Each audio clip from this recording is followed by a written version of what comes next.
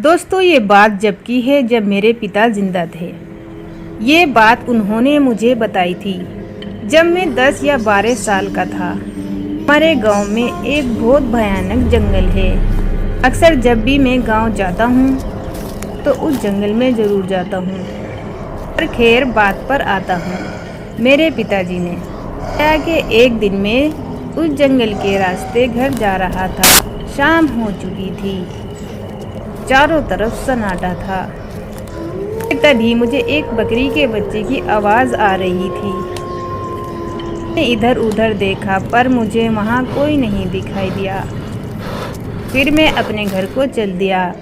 जब मुझे उसकी आवाज़ सुनाई दी, फिर से एक बकरी का बच्चा दिखाई दिया और कर लिया और यहाँ वहाँ आवाज़ लगाई। सोचा शायद किसी का छूट गया होगा, लेकिन जब उसे कोई लेने नहीं आया तो मैंने उसे अपनी पीठ पर लाद लिया और घर को चल दिया। दोस्तों जैसे जैसे मैं आगे बढ़ रहा था वो बच्चा मुझे वैसे वैसे भारी लगने लगा। मैंने इस पर बिल्कुल भी ध्यान नहीं दिया, पर थोड़ी ही देर बाद मुझे ज़मीन पर किसी की घसीटने की आवाज़ आने लगी। उस बकरी के पैर ज़मीन पर घिसट रहे थे। मैंने तुरंत उसे वहाँ पर ही पटक दिया। दोस्तों वो गिरने के बाद अचानक से मेरी तरफ झपटा, लेकिन वो कुछ नहीं कर सका इसलिए क्योंकि मेरी दादी ने मेरे हाथ पर धागा बांधा हुआ था। के बाद मैं वहाँ से तेजी से घर आ गया।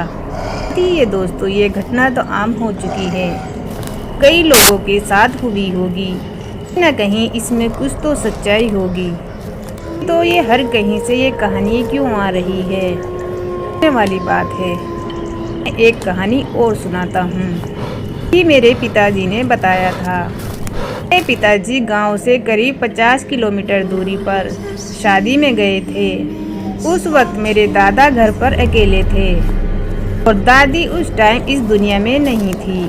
पिताजी शादी अटेंड करने के बाद किसी रिलेशन में रुक गए। पिताजी ने बताया कि वो जब सो रहे थे उन्हें एक सपना आया। पिताजी यानी मेरे दादा की डेथ हो गई है। पिताजी इतने घबरा गए, उन्होंने साइकिल उठाई और घर को चलने के लिए निकल पड़े। दोस्तों उस वक्त वो जहाँ पर रुके हुए थे लोगों ने उनको मना किया कि रात काफ़ी हो चुकी है, सुबह चले जाना, लेकिन उनका सपना इतना खतरनाक था कि वो नहीं माने।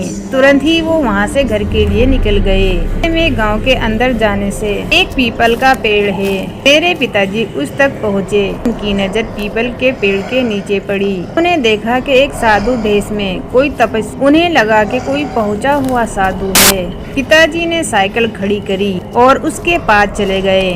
उन्होंने पैर छूने के लिए वो तुरंत नीचे झुके और जैसे ही उनकी नज़र उसके चेहरे पर पड़ी तो पिताजी ने देखा कि उसकी आंखें एकदम लाल, मानो आंखों में खून जमा हुआ हो। ये देखकर पिताजी तुरंत पीछे हट गए और सामने बैठा साधु तुरंत ही खड़ा हुआ। वो जल्दी से पिताजी की तरफ बढ़ा और उसने गुर्राती हुई आवाज़ में कहा, आज तू बच गया क्योंकि तूने मेरे पैर छुए हैं, निकल जा यहाँ से। दोस्तों ये सब देखने के बाद पिताजी वहीं पर बेहोश हो गए। उन्हें सुबह को होश आया और जब वो अपने घर पहुँचे तो देखा कि दादा बिल्कुल ठीक है। उन्होंने सारी बात दादा को बताई और दादाजी ने कहा कि रात को कभी भी ऐसे मत आना।